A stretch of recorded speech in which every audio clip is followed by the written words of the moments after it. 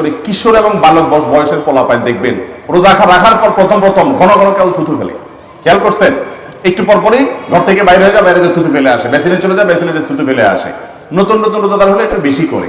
আর যারা খুব বেশি প্র্যাকটিসিং না, রোজার মাস্টার অত গভীরভাবে জান না, তারাও একটু বেশি থুতু ফেলে, দেখবেন ঘন ঘন থুতু ফেলে।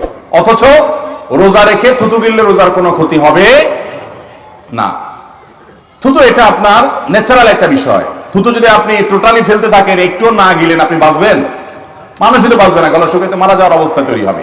অতএব থুতু গিললে রোজার কোনো ক্ষতি হয় না। ভাইরা আমার, এখান থেকে একটা শিক্ষার বিষয় আছে, সেটা হলো রোজা রেখে নিজের থুতুটা গেলা যেটা হালাল নরমাল ন্যাচারাল একটা বিষয়, সেটা পর্যন্ত আপনি গিলবেন কি গিলবেন না প্রশ্ন দিয়েছেন।